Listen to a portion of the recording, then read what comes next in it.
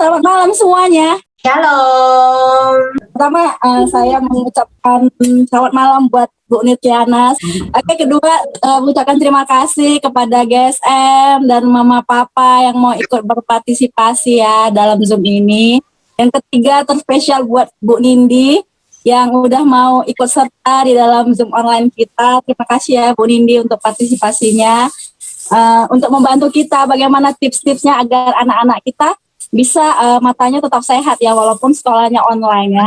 Oke, untuk kita mulai, kita bernyanyi Temu Dalam Kasih-Nya.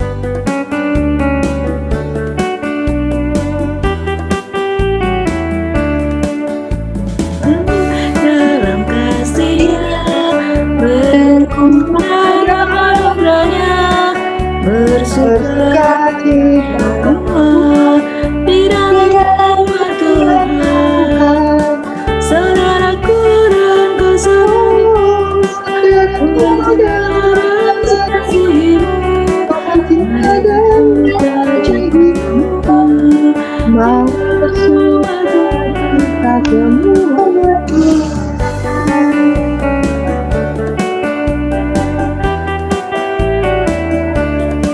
Bertemu dalam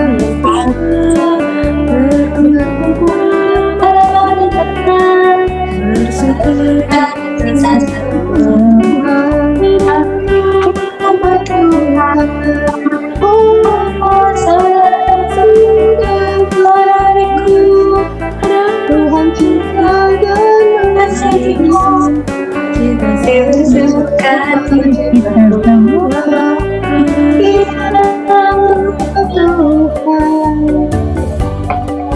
Oke, sekarang kita mau doa pembukaan. Doa pembukaan dipimpin oleh Ibu Nurkiana. Bapa di surga, kami sungguh bersyukur atas kehidupan yang Tuhan anugerahkan kepada kami. Ya Tuhan, kami percaya Engkau memberikan kehidupan bagi kami untuk kami isi dengan baik seturut dengan kehendak Tuhan. Dalam rangka kami mengisi kehidupan, Tuhan berkenan untuk menganugerahi kami berbagai kelengkapan untuk kami bisa optimal di dalam menjalankan panggilan kami dalam kehidupan tersebut. Di dalamnya ada seluruh bagian daripada tubuh kami yang Tuhan anugerahkan.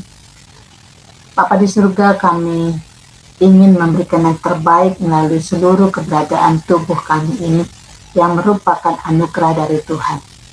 Mata kami ini adalah bagian dari anugerah yang Tuhan berikan kepada kami untuk boleh kami rawat dengan sebaik-baiknya, sehingga dengan melalui perawatan yang optimal kami boleh mendapatkan kesehatan mata yang optimal. Dengan kesehatan mata yang optimal kami boleh mempersembahkan hidup kami dengan lebih baik di hadapan Tuhan. Karena itu Tuhan, kami mau terus dibimbing oleh Tuhan, kami mau berproses dan kami mau Tuhan Engkau menolong kami, memberikan hikmat bagi kami, sehingga apapun yang akan dibagikan oleh hamba-Mu Ibu Nindi saat ini, itu sungguh-sungguh dapat kami pahami dan kami serap dengan baik, sehingga kami dapat perlakukan di dalam kehidupan kami. Tolong hamba-Mu Ibu Nindi di dalam memberikan apa yang hendak diberikan kepada kami malam hari ini. Kuasai dia Tuhan, anugerahi dia hikmat kebijaksanaan. Terima kasih Bapa di surga, kami serahkan seluruh seminar kami ini ke dalam tangan kasih dan kuasa Tuhan. Mari Tuhan Engkau berkarya melalui setiap kami, melalui ruangan Zoom yang dianugerahkan oleh Tuhan bagi kami. Terima kasih Tuhan, ampuni kami dan semua salah dosa kami. Demi Kristus Tuhan dan Juru Selamat kami berdoa. Amin. Sekarang kita akan memasuki penyampaian materi yang disampaikan oleh Bu Nindi. Inilah Bu Nindi akan berbagi ya bagaimana tips-tips sharing mengenai bagaimana menjaga kesehatan mata anak kita selama online. Dipersilakan Bu Nindi untuk ini. Ya, terima kasih Kak Marito. Ada tiga tujuan utama yang akan kita bicarakan tentang bagaimana sih mata kita bisa bekerja melihat, terus bagaimana kita mensiasati efek buruknya, dan bagaimana cara merawat mata. Ini secara umum saya bicara untuk anak-anak aja ya. untuk dewasa soalnya nanti mungkin agak sedikit berbeda. Nah, walaupun kita sebenarnya topik ini sebenarnya sudah termasuk terlambat ya kita bicarakan karena udah 1 tahun kita menjalani pandemi dan anak-anak sudah 1 tahun sekolah daring ya, tapi nggak ada salahnya kita mengetahui tips-tips dan kiat-kiat untuk kesehatan mata anak-anak kita, karena kita nggak tahu nih pandemi mau berapa bulan atau berapa tahun lagi, kita nggak tahu. Jadi inilah bola mata kita yang kecil ini, yang gedenya diameternya kira-kira cuma 2 cm ini. Dia lapisannya sangat banyak, dari depan sampai belakang lapisannya sangat berlapis-lapis, di mana setiap lapisan mempunyai fungsinya masing-masing. Dari bentuknya, dari strukturnya, ini benar-benar Tuhan ciptakan begitu rumit ya, begitu uniknya bola mata, karena bola mata adalah suatu gambaran saraf dari otak yang satu-satunya yang bisa kita lihat langsung. Jadi waktu kita dalam kandungan ibu, bola mata belum terbentuk ya, itu keluar langsung dari otak keluar langsung kayak siput langsung keluar itu dari bola matanya. Nah, itu langsung dari otak kita. Jadi segala sesuatu yang ada di otak itu bisa kita lihat di mata. Jadi sangat penting. Ya, next. Nah, ini yang paling sering terjadi ya. Jadi hanya beberapa hal yang penting yang saya bicarakan. Yang paling terpenting adalah gangguan refraksi. Gangguan refraksi itu artinya matanya rabun. Matanya sih sehat, tetapi penglihatannya rabun. Dan itu bisa dikoreksi dengan kacamata. Beda dengan rabun-rabun yang lain ya, yang tidak bisa dikoreksi dengan kacamata karena ada penyakit di dalam bola mata, itu saya tidak bicarakan di sini. Yang kita bicarakan hanyalah gangguan-gangguan refraksi. Jadi bola mata harus dipahami, gangguan refraksi itu matanya sehat, gak ada masalah, tetapi bisa jelas kalau dikasih kacamata. Kalau matanya ada sakit, atau di lapisan tadi salah satu lapisan ada masalah, tentu dengan kacamata tidak bisa optimal. Nah, yang paling sering kita temukan ya itu miopia, astigmat, dan hipermetropia. Apa itu? Yuk, next slide. Saya bahas. Nah, miopia atau nama lainnya orang-orang sebut dengan mata minus, mata min. Itu matanya kabur ya untuk melihat jauhnya. Tapi kalau dengan kacamata bisa jelas. Ya, next. Gambarannya seperti ini. Ya, kenapa mata itu kok bisa minus ya? Atau bisa miopia, itu karena harusnya bayangan yang kita lihat, ini contohnya kita melihat seseorang ya di depan kita, harusnya itu tepat di retina. Retina itu yang kalau di bola mata ada garis oren kecoklatan ya, oren, harusnya tepat di situ. Cuma karena ada suatu masalah, paling sering karena bola mata yang terlalu besar, sehingga bayangan itu tidak tepat di retina, tapi berada di depannya. Nah, makanya dia penglihatannya kabur. Untuk itu diberikan kacamata lensa cekung atau lensa minus supaya bayangan yang di depan ini bisa nempel ke retina. Nempel ke retina supaya penglihatannya lebih jelas. Makanya dibilang mata minus. Yuk, next. Nah, gejalanya ya, karena anak itu ragu untuk jauh, makanya dia suka deket-deket, nonton TV deket-deket, membaca deket-deket, karena dia memang nggak bisa ngeliat jauhnya. Terus terkadang anak-anak suka gosok-gosok mata, karena kabur dia gosok-gosok mata. Dengan menggosokkan mata, jadi bola mata tadi yang kegedean karena ditekan-tekan dia agak sedikit sebentar sih, ya tapi lumayan anak jadi kadang-kadang jelas sebentar, nanti digosok lagi, jelas sebentar, kabur lagi, digosok-gosok. Atau suka menyipitkan mata seperti ini, mencoba memfokuskan penglihatan. Jadi nanti diperhatikan anak masing-masing, coba kalau dia nonton TV, dia suka nyipitin mata gini, nah itu tuh salah satu tanda yang paling sering muncul gejala-gejala itu sudah mungkin ada mata minus ya. Ya, next. Nah, ini yang paling sering juga kita dengar ya, mata silinder atau astigmat.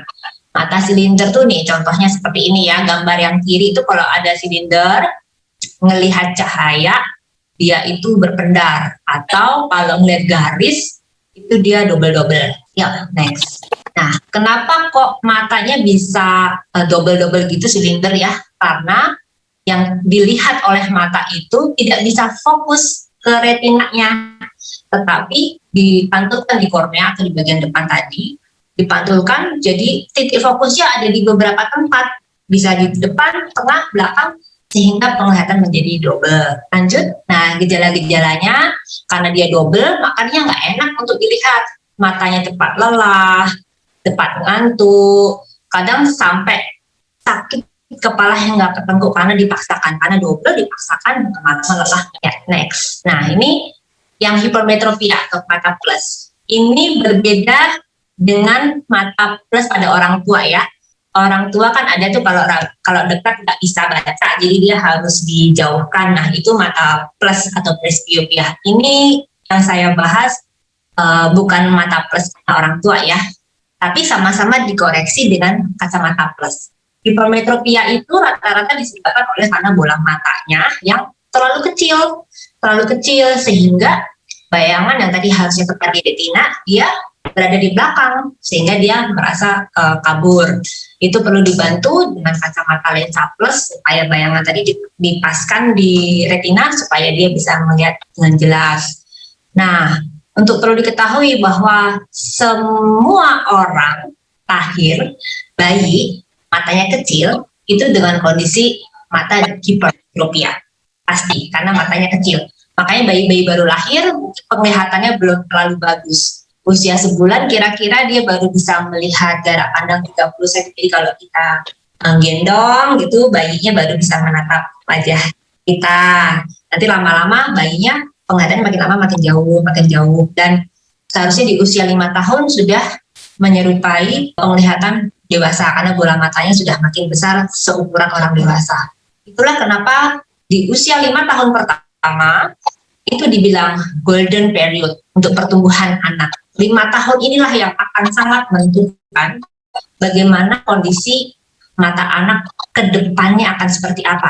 Apakah jadi plus, apakah jadi silinder, minus, atau normal, di 5 tahun inilah yang sangat penting. Ya, next. Tentang screen time, mungkin Bapak Ibu sering dengar screen time. Apa sih itu screen time? Yaitu waktu lamanya kita berapa jam menggunakan kayak apa barang-barang elektronik yang seperti gadget, ya HP, tablet, laptop, komputer ya. Berapa jam per hari itulah istilah screen time. Nah, seperti tadi yang saya sampaikan, di usia 5 tahun adalah golden period untuk pertumbuhan anak. Sebenarnya tidak dianjurkan kalau anak-anak di bawah 5 tahun itu sudah biasa melihat barang-barang elektronik yang seperti saya sebutkan tadi ya, karena ini lagi masa-masa pertumbuhan. Jadi kalau memang wajib terpaksa harus menggunakan, ya harus didampingi orang tua, mungkin hanya sekedar video call dengan saudara, dengan keluarga yang lain, tapi dibatasin ya. Lalu usia 5-7 tahun memang tidak ada pembatasan pastinya, tetapi saya banyak baca literatur, beberapa menyebutkan maksimal sebaiknya tidak lebih dari 2 jam per hari. Kemudian usia lebih dari 7 tahun juga tidak ada batasan berapa jam yang bagus, yang normal, yang aman untuk anak tidak ada, bebas namun terbatas. Artinya gunakanlah gadget atau komputer itu dengan bijak. Jadi karena memang sekolah kita di saat ini memang mengharuskan menggunakan barang-barang alat elektronik, ya mau gimana, kita kondisinya memang seperti ini ya. Namun ya sebaiknya kalau memang sudah sekolahnya menggunakan gadget atau komputer, ya setelah selesai sekolah ya diharapkan bantuan orang tua untuk mengawasin supaya anak-anaknya tidak kebablasan main game, nonton, segala macam di barang-barang elektronik tersebut. Jadi harus seimbang antara penglihatan jauh dan penglihatan dekat. Apa yang terjadi kalau anak-anak terlalu banyak melihat dekat? Jadi bola mata tadi ya, jadi kalau besar atau kecil, kalau terlalu besar dia akan minus, kalau terlalu kecil dia akan plus, kalau dia permukaannya nggak rata dia akan jadi astigmat atau silinder double.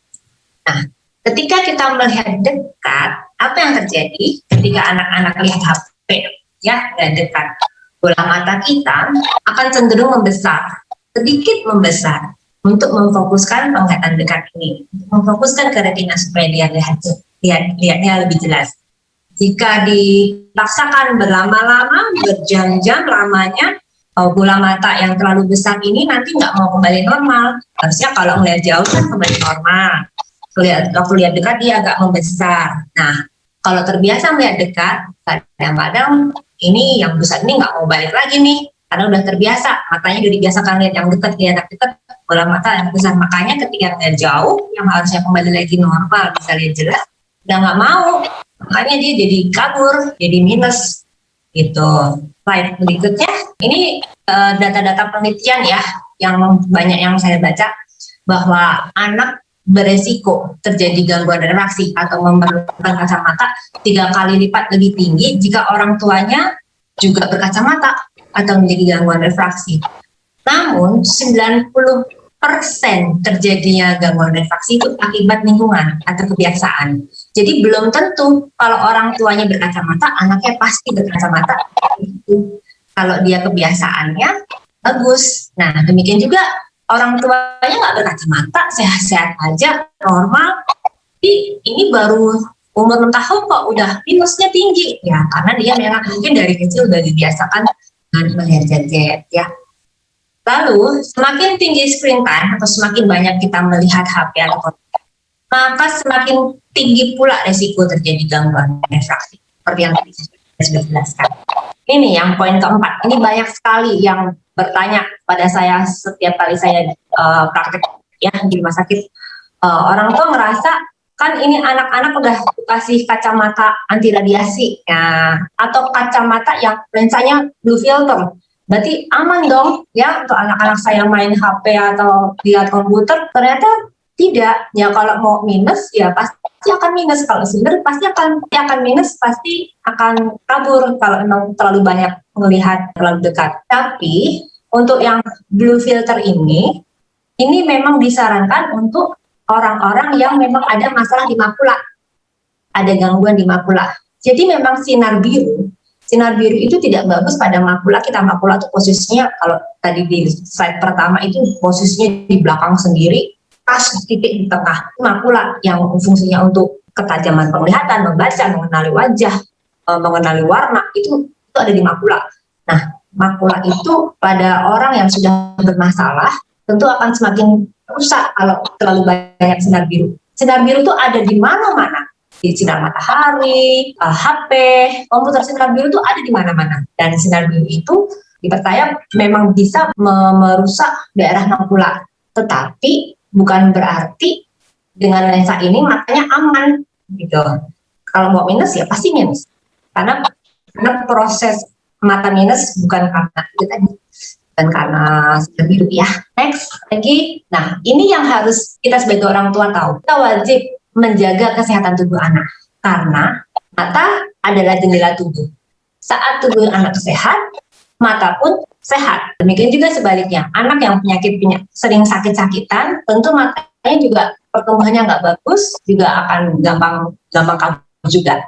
Lalu gunakan kacamata yang sesuai, karena anak-anak ini sesuai usia pertumbuhannya, kalau nggak pernah melihat dengan baik, tentu dia nggak akan bisa melihat baik. Contohnya begini, saya sering nemuin anak-anak di klinik ya yang memang seharusnya menggunakan kacamata. Tapi orang tuanya bilangnya, aduh dong kasihan, anak saya ini masih kecil, masih TK, kok suruh pakai kacamata, kan kasihan anaknya. Gitu. Sebenarnya itu malah satu, merampas hak anak untuk melihat dengan jelas. Yang kedua, dengan penglihatan anak yang kabur, dia nggak pernah bisa melihat dengan bagus, kedepannya dia akan terjadi amblyopia atau mata malas. Mata malas adalah mata yang nggak bisa lihat dengan baik, yang kabur, dikasih kacamata ukuran berapapun, tetap nggak bisa bagus. Karena matanya udah malas untuk lihat. Dasarnya kalau udah malas, mau nggak bisa ya.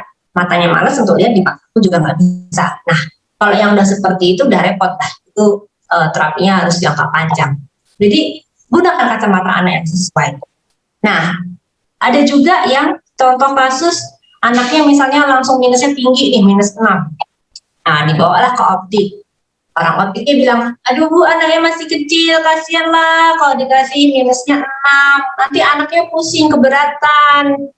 Dikasih minus 4 aja ya Bu, anak segini. Tuh optik sering tuh kayak gitu. Saya sering banget dapat kasus dan orang tua pun berpikir iya juga ya, kasihan anak saya masih kecil dikasih minusnya langsung 6.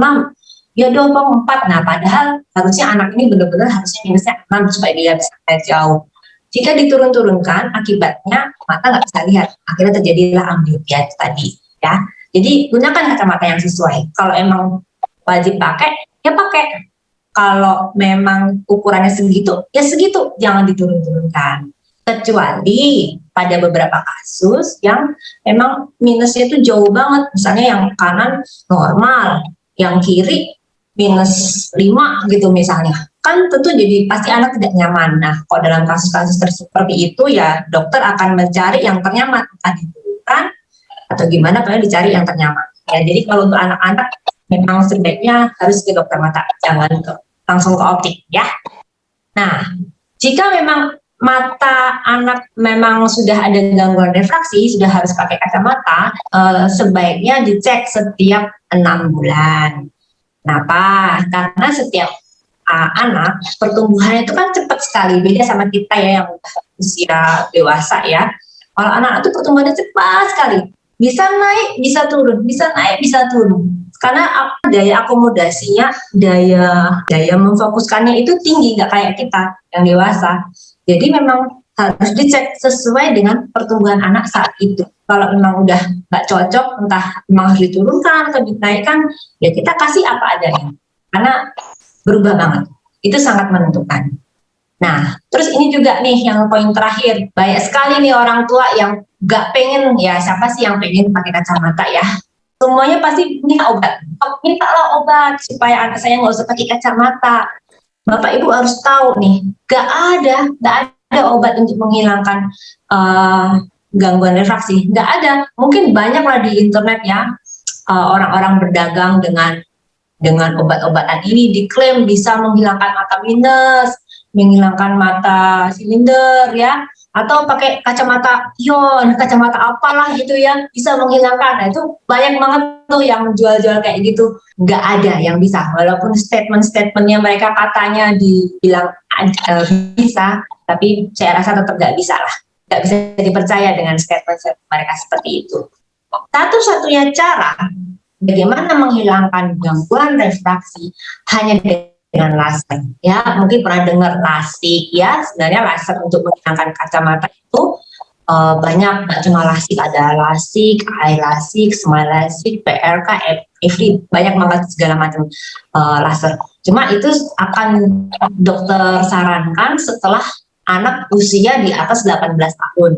Dan dalam 1 tahun terakhir sudah stabil. Ukuran kacamatanya nggak berubah-ubah. Kalau masih berubah-ubah, masih nambah, kita sarankan jangan di laser dulu. Karena nanti sayang ya, udah di laser, muncul lagi minusnya. Ya, next. Nah, ini yang paling sering terjadi nih, CVS atau Computer Vision Syndrome. Ini adalah gejala, kumpulan-kumpulan gejala pada mata, kepala, bahkan sampai leher yang berhubungan dengan screen time. Ini yang paling sering nih. Next, ya, gejala-gejalanya itu mata lelah, mata gatal, mata kering, kabur, double, nyeri kepala, nyeri tengkuk, ya, yang berkaitan dengan penggunaan gadget atau komputer. Next, ini nih, gimana caranya kalau emang harus pakai komputer, ya? Cara posisi yang benar itu gimana? Nah, jadi posisikan layar itu sejajar atau sedikit ke bawah dari posisi mata, ya. Agak miring sedikit ya, jadi tidak tegak. Terus posisikan siku dan kaki sejajar dengan lantai ya, pokoknya senyaman mungkin. Tinggi bangku dan tinggi keyboard harus disesuaikan, dan dia posisinya bisa bersandar.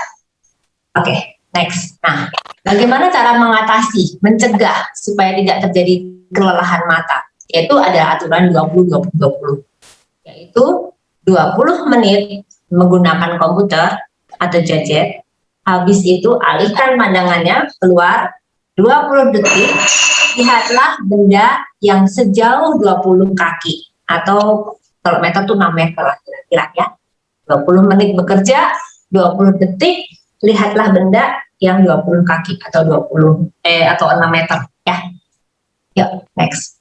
Nah, ini sebenarnya sudah lama ya di luar negeri yang peraturan 2020, mungkin saya sudah belajar 10 tahunan ya. Tapi baru diatur di Indonesia ini kayaknya belum lama ya, tentang aturan 20-20-20 termasuk gerakan sehat ya untuk mata 20 menit bekerja, habis istirahat selama 20 detik untuk melihat objek jauh 20 kaki atau 6. Next. Oke, ya ini kesimpulannya. Mudah-mudahan apa yang saya sampaikan ini saya bikin sesimpel mungkin, sesedikit mungkin, tapi yang penting-penting aja. Nanti kalau memang perlu konsultasi lebih lanjut boleh WA, chatting, telepon saya boleh. Jadi yang pertama adalah batasi screen time, penggunaan gadget pada komputer. Bukannya kita melarang ya, karena era sekarang adalah era dunia serba online ya. Gunakan gadget dengan bijak. Lalu ingat aturan 20-20-20 tadi ya, ada waktu jeda. Lalu gunakan kacamata yang sesuai pada anak ya. Jangan lupa cek setiap 6 bulan, dan yang paling penting tolong jaga kesehatan tubuhnya anak-anak ya. Ya, sekian ya presentasi saya. Semoga bisa banyak membantu dan tidak tambah bingung. Nanti kalau ada pertanyaan silahkan. Terima kasih. Oke, terima kasih Bu Nindi untuk penyampaian materinya. Sekarang kita membuka sesi tanya jawab. Untuk pertama 3 pertanyaan dulu ya, Bu Irma ya. Selamat malam Bu Nindi, Dokter Nindi. Selamat malam Bu Irma. Saya punya balita umur 5 tahun ya. 2 bulan lalu dia matanya, mami mata kakak Kiki sakit gitu kan. Mata kakak, saya kasih tetes mata, siapa tahu karena perih gitu, saya kasih tetes mata. Enggak mau juga, akhirnya kami bawa dia ke rumah sakit kan, dan ternyata dokter di rumah sakit itu kasih kesimpulan hasil pemeriksaannya dia itu matanya minus 0,75. Di situ saya rasanya dokter juga resepin Kiki kemarin itu apa ya, suplemen kayaknya Serekol ya namanya ya. Saya juga mau tanya sama dokter nanti itu manfaatnya apa fungsinya gitu ya dok. Soalnya kemarin cuma dikasih ini vitaminnya ya, ininya iya dok gitu. Udah habis itu akhirnya kami pergi ke optik dengan surat rujukannya itu, tapi di optik kan dia dites lagi dok. Setelah dites mungkin ya dia lihat pakai kacamata ini berubah, tapi setelah kami pulang dari dokter, nggak langsung setelah pulang itu ada sekitar 3 harian dia konsumsi suplemennya itu, baru kami pergi ke optik diukur lagi, ternyata di optik dibilang gini, ini nggak ini dia bisa lihat nggak harus pakai kacamata 0,75 lensanya. Ya memang ya seperti yang dokter bilang tadi, jadi diturunin itu lensanya dia itu jadinya. Dan namanya Kiki juga baru 5 tahun, kadang-kadang dia pakai kacamata itu kadang dipakai, kadang enggak itu. Saya mau minta sarannya gimana caranya biar anak itu mau pakai kacamata juga. Saya juga mau tanya dok, katanya kan ada wortel, ada dokter tahu rimbang nggak ya, cepoka itu katanya bisa membantu menyembuhkan mata, apa benar itu dok ya? Itu aja kayaknya dok. Makasih. Terima kasih Bu Irma. Ini pertanyaan yang bagus sekali ya. Itu banyak banget yang tanya tentang apa yang Ibu alami ya. Ibu bukan satu-satunya orang tua yang bingung ya sama kondisi anaknya. Nah, jadi satu tentang pemeriksaan kacamata ya. Jadi kalau ke dokter itu alat periksa kami sudah sesuai standar internasional. Nah, kalau di optik saya nggak tahu ya. Ada yang memang saya juga sudah berkali-kali iseng-iseng main ke optik-optik di Batam ya. Cuma pengen ngetes aja sebenarnya, pengen tahu. Beberapa optik memang saya lihat tidak sesuai standar internasional ya. Jadi kita sudah ukur panjang ruangan, terus besar kecil kan yang dibaca itu sudah ada ukuran internasional. Terkadang di optik tidak sesuai standar. Jadi seolah-olah bisa kok di optik lihatnya jelas, tapi pas ke dokter kok nggak bisa. Gitu. Ya mungkin standarnya mungkin beda ya. Yang pertama. Terus yang kedua, anak-anak itu kan masih fleksibel banget ya matanya. Jadi kalau dia hari ini misalnya lagi banyak belajar karena lagi banyak ulangan, banyak belajar, banyak baca-baca, besoknya kalau ke dokter mata dicek itu pasti keluar tuh minusnya rata-rata lebih tinggi dari yang seharusnya. Jadi sebaiknya kalau pas ke dokter itu dalam kondisi mata anak itu sehat dan memang lagi sehari 2 hari sebelumnya memang benar-benar berhenti pekerjaan berat matanya supaya tepat. Nah, kalau untuk anak-anak itu kalau ukurannya masih kecil 0,25 atau 0,5 saya tidak langsung buru-buru resepin. 0,75 pun saya lihat dulu nih kekuatan mata anaknya, bisa ngelihat kalau di baris yang baca itu yang macam-macam itu di baris keberapa, saya harus tahu dulu sampai baris keberapa kalau tanpa kacamata. Kalau memang dia bisa sampai bawah tapi salah kedua itu saya kasih vitamin aja, nggak saya kasih kacamata, saya kontrol lagi 3 bulan kita cek lagi. Jadi fungsi vitamin atau rimbang atau wortel sama aja lah itu ya, intinya vitamin itu seperti yang saya sampaikan, menjaga kesehatan tubuh yang sehat, mata sehat supaya matanya lebih kuat. Vitamin yang diresepin dokter saya nggak tahu tuh, tadi saya nggak pernah dengar. Cerekol, tulisannya Cerekol. Iya. Setahu saya itu vitamin untuk tubuh keseluruhan ya. Kalau vitamin mata pada anak itu memang nggak banyak ya, tapi itu intinya untuk kesehatan tubuh aja. Kalau banyak yang taunya kalau tadi rimbang ya, itu terkenal banget tuh ya. Saya baru tahu di Batam ada buah namanya rimbang, saya baru tahu. Dulu di Jogja juga nggak pernah tahu rimbang itu apa. Pas ke pasar nanya rimbang itu kayak apa, saya baru ngerti yang bulat-bulat kecil ya. Ya saya nggak tahu itu kandungannya apa. Tinggi vitamin C kali ya. Saya juga nggak tahu itu rimbang tinggi vitamin apa. Ya, tapi yang untuk mata yang ada minusnya, saya sangat rekomendasikan penggunaan vitamin C.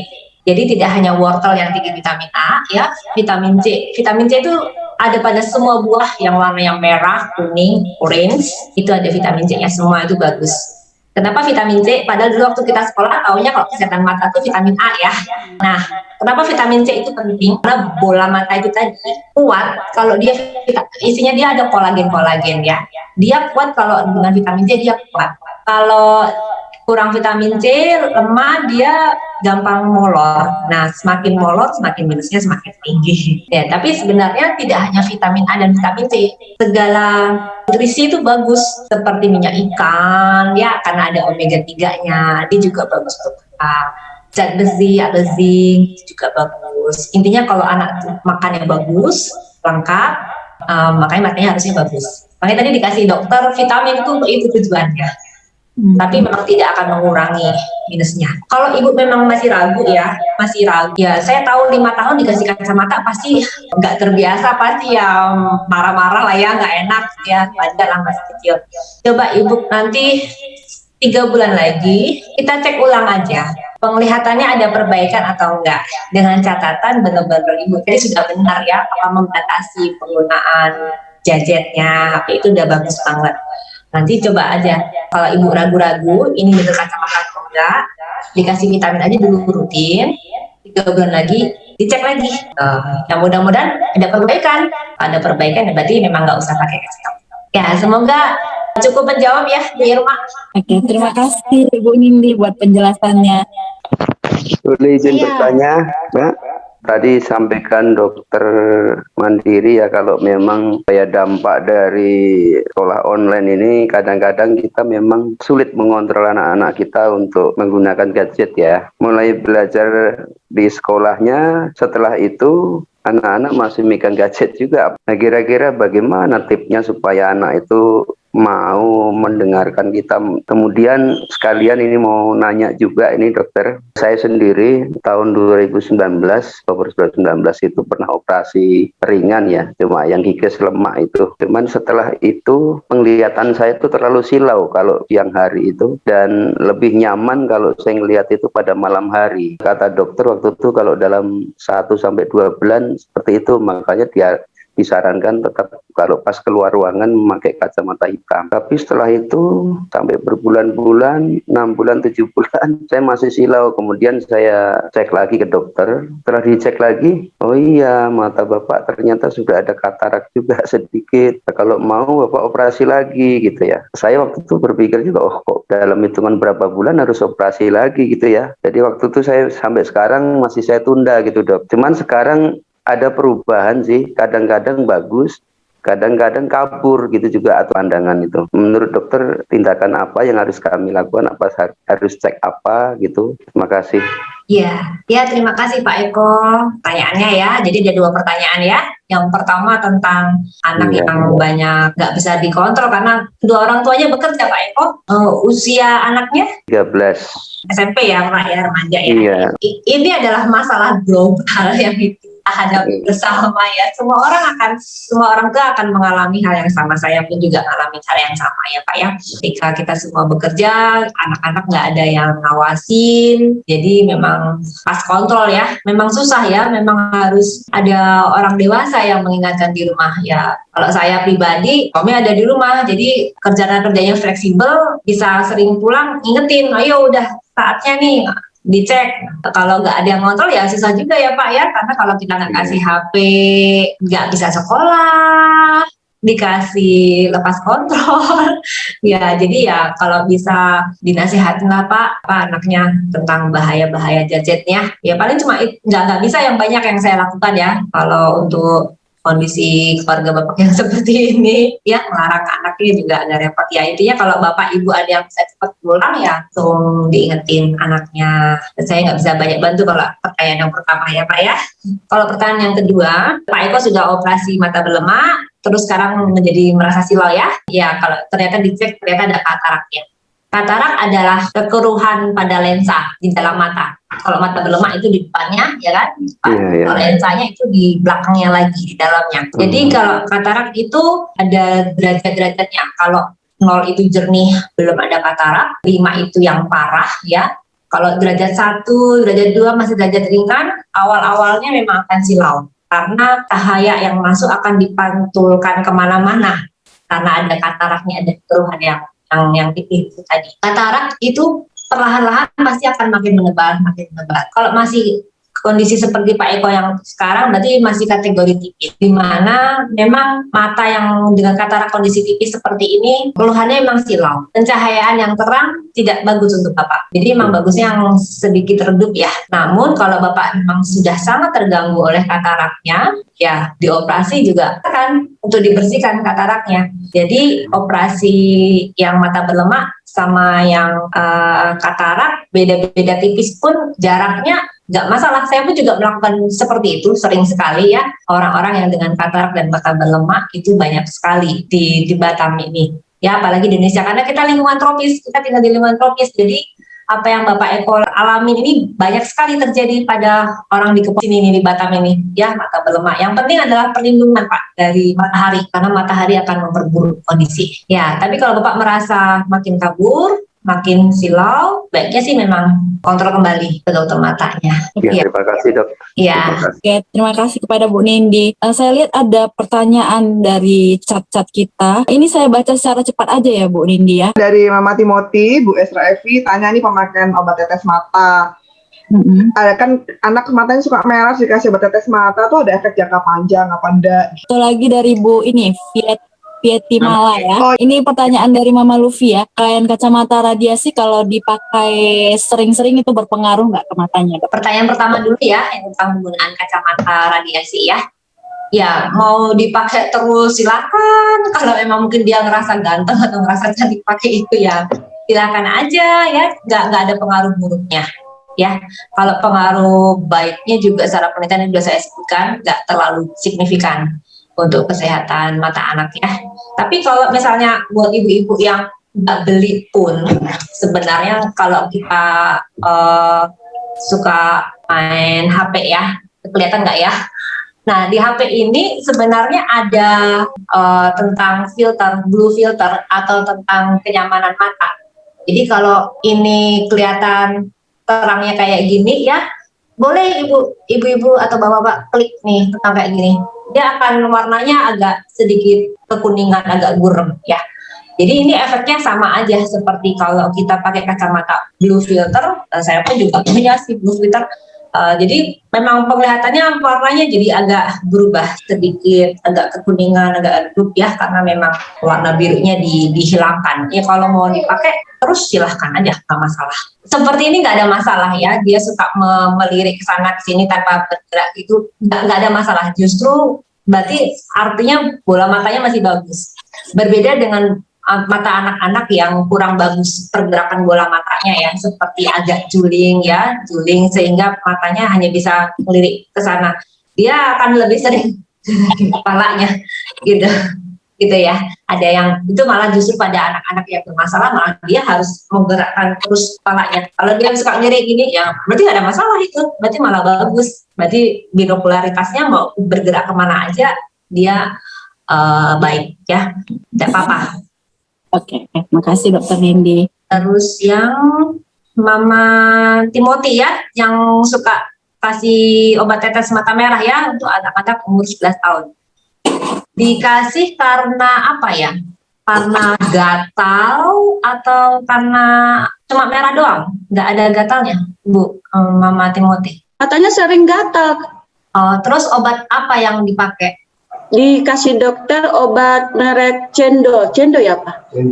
Kendo dia warna kuning strip. Kendo apa? Kendo apa ya? Karena ya nggak tahu namanya, tapi dia merek Kendo. Dia seperti tetes kali tetes aja. Oh, yang kuning ya? Iya. Iya. Ya, ini bagus banget pertanyaannya karena banyak juga ya. Anaknya cowok atau cewek ya? Cowok ya, anak cowok ya? Cowok ya. Cowok. Nah, jadi untuk anak-anak cowok itu memang spesial ya. Spesialnya karena kita tinggal di Batam. Batam itu tidak punya musim kemarau 6 bulan, musim hujan 6 bulan gitu, enggak ya. Kita musimnya berganti-ganti, setiap saat berganti-ganti. Yang menyebabkan mata anak-anak, terutama mata anak-anak cowok itu gampang alergi dengan gejala itu mata merah, gatal ya. Nah, memang kalau diberi obat sendo yang kuning, kalau nggak sitrol itu tobrosol, tapi paling sering sendositrol itu paling sering. Memang penggunaan sendositrol bisa mengurangi merahnya, bisa mengurangi gatalnya, tetapi saya tidak pernah resepin itu pada anak karena efek samping ke depannya akan terjadi glaukoma dan katarak. Ya, kalau glaukoma itu adalah saraf matanya perlahan-lahan bisa tekanan bola mata tinggi, saraf matanya pelan-pelan putus. Lama-lama jadi kabur. Saya sudah menangani beberapa anak cowok, anak SD, ukuran usia SD yang buta akibat penggunaan obat tersebut. Karena sering banget kan kambuhnya, sering gatal, sering merah ya, jadi sering dikasih obat itu. Dia pikirkan dari dokter, jadi kalau habis saya beli lagi. Padahal itu tidak aman. Bisa juga terjadi katarak. Jadi anak kecil bisa katarak ya. Jadi bukan hanya orang tua aja, anak-anak pun bisa terjadi katarak kalau penggunaan obat yang salah jangka panjang ya. Untuk yang seperti ini, saya sarankan untuk menggunakan dikompres air es, air dingin, pakai kapas atau waslap, kasih air kulkas itu air dingin, terus mana yang gatal ditempel 15 menit ya kalau pas lagi merah gatal. Nah, terus juga harus dikasih obat anti alergi. Obat anti alergi bisa dalam bentuk tetes maupun obat minum. Itu jauh lebih aman daripada obat yang sendo yang kuning itu tadi. Terus yang perlu Bapak Ibu perhatikan, kalau kita beli obat itu pasti ada lingkaran, ada lingkaran warnanya, ada yang merah, ada yang hijau, ada yang biru. Kalau yang merah ada huruf K, itu artinya obat keras. Artinya hati-hati. Itu efek sampingnya juga berat tuh, harus dengan resep dokter. Nah, obat yang sendo yang kuning ini ada logonya merah. Kalau logonya biru artinya boleh dibeli tanpa resep dokter, boleh tapi bebas ya dibeli, tapi bebas terbatas, artinya nggak boleh dipakai terus-terusan. Tapi kalau yang logonya hijau, nah aman, mau dipakai mau kapanpun berapa kali silakan. Kalau yang hijau ya, itu yang harus kita kenali kode-kode pada obat. Setiap obat pasti ada kode tersebut. Obat tetes pasti ada. Oke ya, Mama Timothy. Oke, Dok. Sepertinya karena keterbatasan waktu, kita tutup saja sesi tanya jawabnya ya. Tapi kalau misalnya di lain kesempatan kita boleh tanya Ibu via chat pribadi, boleh ya Bu ya? Boleh, silakan chat WA. Cuma sayangnya kita dokter mata itu ya nggak bisa menjawab banyak hal kalau kita tuh nggak periksa. Maaf banget. Jadi kadang-kadang ada yang WA, saya nggak bisa jawab. Bukannya saya sombong nggak mau jawab, tapi memang saya nggak bisa kalau saya nggak lihat, saya nggak periksa karena bola mata itu sangat kecil ya, sangat kecilnya. Jadi kalau cuma diomongin terkadang agak susah. Seperti pertanyaan Pak Eko tadi, sebenarnya saya agak susah apakah ini benar katarak atau enggak ya, karena saya nggak lihat langsung. Terus juga pertanyaan dari Ibu Maria, apakah memang apa jangan-jangan ada juling semu ya, ada juling beneran, ada juling semu. Juling semu itu tampaknya normal, ada juling. Nah, itu yang perlu trik untuk memeriksa apakah mata anak ini benar juling semu atau memang benar-benar normal. Ya. Tapi kalau mau WA, mau konsul, chat silahkan aja. Saya nggak, Dok. Pertanyaan terakhir, Dok, simpel aja. Oh ya, silakan Kak. Ini Dok mau nanya, untuk screen time tadi Dok. Jadi kalau screen time tadi, definisi screen time itu adalah waktu penggunaan barang-barang elektronik ya. Kalau baca buku itu tidak termasuk screen time. Tapi perlu kita pahamin bersama, seperti yang tadi saya sampaikan, bahwa kalau penglihatan dekat ya, entah itu buku, entah itu HP, ketika kita melihat dekat, itu mata itu bekerja, posisi lensanya berubah, gedenya bola mata berubah, jadi dia untuk menyesuaikan supaya dia fokus dengan apa yang dia lihat. Mata itu bekerja keras saat melihat dekat, apapun itu, mau buku, mau HP, mau komputer. Beda sama TV, TV kan jauh ya. Kalau TV jauh itu lebih rileks sebenarnya. Kalau lihat dekat, itu mata itu kerja keras. Ketika lihat jauh, mata kita itu rileks. Ya, jadi seperti otot tangan kita ya, kalau misalnya kita kerja terus, angkat terus, dia akan hipertrofi, dia akan besar, akan kencang. Kadang-kadang kalau awal-awal kita akan pegel ya, agak nyeri. Demikian juga mata, kalau dipakai terus-menerus untuk penglihatan dekat, dia akan pegal. Tapi kalau dia terbiasa dengan membaca, nanti bola mata akan membiasakan diri untuk penglihatan dekat. Jadi bukan berarti saya melarang anak-anak belajar ya, anak-anak yang hobi membaca, tidak. Tapi diseimbangkan antara penglihatan dekat dan penglihatan jauh. Banyak membaca, ya banyak lihat jauh dong. Gitu aja sih ya, Bu Hermina. Oke, terima kasih Bu Nindi. Karena setahu saya untuk rabun jauh sendiri itu harus menggunakan lasik kan yang tadi Ibu bilang kan. Boleh tahu nggak? Setahu saya lasik di Batam belum ada ya Bu ya. Dan biayanya berapa ya kalau boleh saya tahu? Oh ya. Jadi kalau di Indonesia ya, kalau orang Batam kan suka larinya ke Malaysia ya. Nah, tapi karena pandemi kan mungkin kita nggak bisa ke Malaysia. Kalau di Indonesia sendiri yang lengkap untuk laser itu adanya di kota-kota besar di Jawa ya. Jakarta, Bandung, Jogja, Surabaya ya, itu kota-kota besar itu pasti ada. Paling murah yang saya tahu itu di Jogja. Di Jogja di Rumah Sakit Mata Dr. Yap itu sekitar 20 juta. Di Bandung itu di Rumah Sakit Mata Cicindo itu sekitar 20-25, saya nggak tahu sekarang range-nya segitu ya. Nah kalau di Jakarta itu variasi banget ya, karena di Jakarta banyak sekali klinik yang sudah memiliki laser ya, jadi tergantung jenis laser ya, kayak HP ini loh, HP kan ada mereknya macam-macam gitu ya, semakin tinggi speknya jadi semakin mahal. Nah demikian juga klasik tuh, laser itu semakin tinggi generasinya semakin mahal ya, range-nya antara 25 sampai 37 juta Jakarta.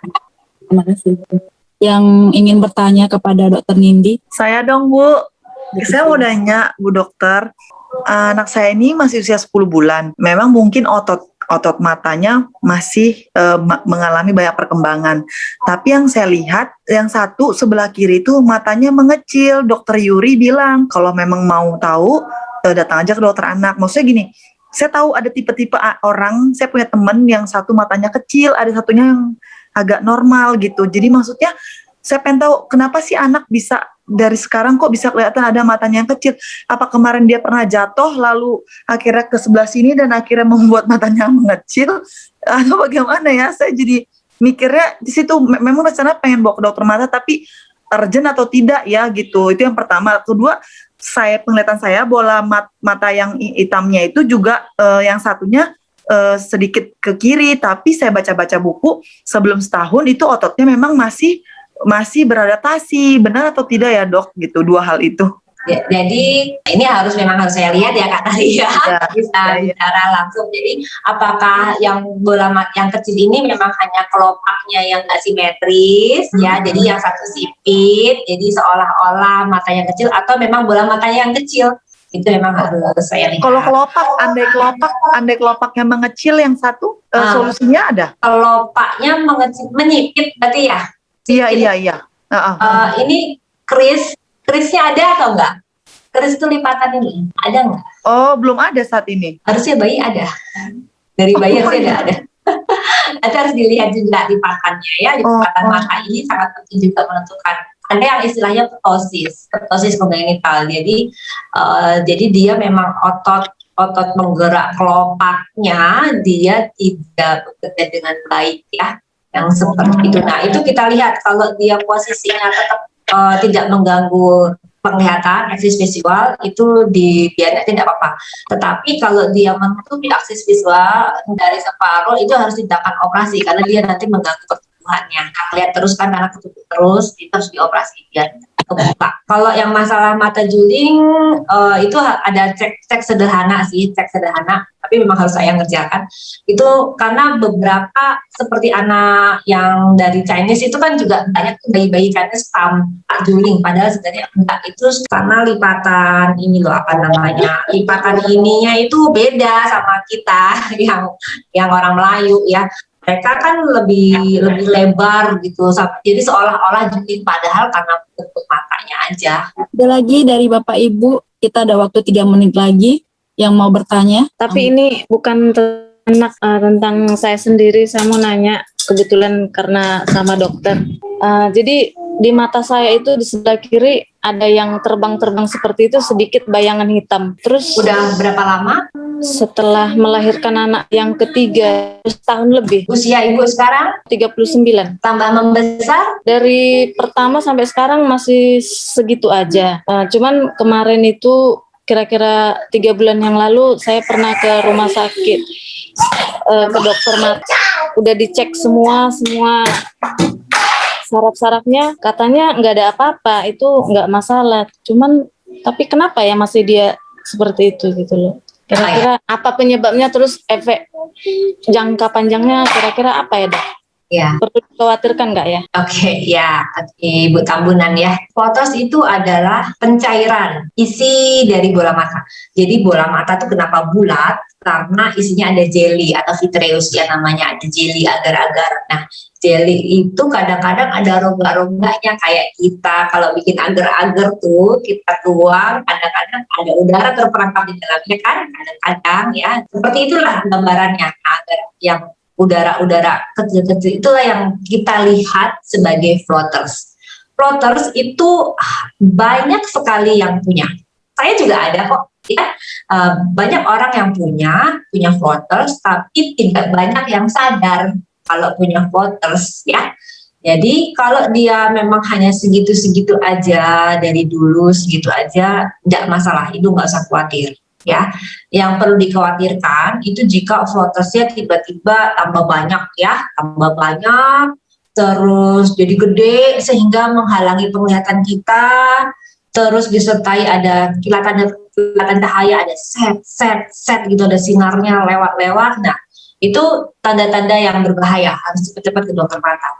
Tapi selama floaters itu masih segitu-segitu aja, tidak usah khawatir, tidak apa-apa. Oke, dikarenakan waktu sudah menunjukkan pukul 8:30, jadi kita tutup sesi tanya jawab ini ya. Kalau misalnya ada pengen ditanya lagi, boleh di chat pribadi ya Bu ya, kepada Bu Nindya. Terima kasih Bu buat kesempatannya bergabung dalam sesi kami ini untuk menjaga kesehatan mata. Terus secara garis besar kesimpulannya sih yang dapat saya ambil ya. Yang pertama sih memang harus tetap menjaga kesehatan mata kita, baik kesehatan tubuh anak kita sendiri masing-masing. Kemudian harus membatasi penggunaan gadget juga. Kemudian aturan 20-20 itu saya baru tahu sih sebenarnya. Apalagi kita pekerja ya yang notabene setiap hari menggunakan komputer dari jam 8 sampai jam 5 sore gitu kan. Di situ saya banyak belajar juga, berarti saya secara pribadi juga harus menggunakan komputer itu sesuai sama aturan itu ya kan. Kemudian yang menggunakan kacamata yang sesuai. Ya, itulah kesimpulan yang saya bisa ambil secara garis besarnya ya. Oke, sebelum kita tutup untuk acara ini, kita bernyanyi Jangan Lelah Bekerja di Ladangnya Tuhan. Kemudian nanti doa penutup dibawakan oleh Kak Tari.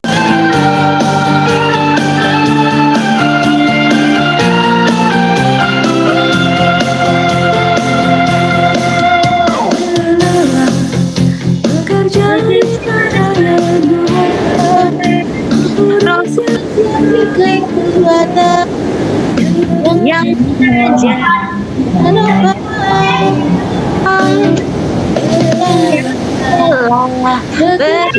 bersamamu Tuhan yang bukan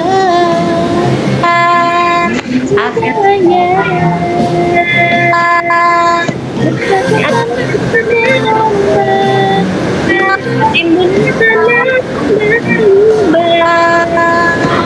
menjadi bangun di atas dasar matakan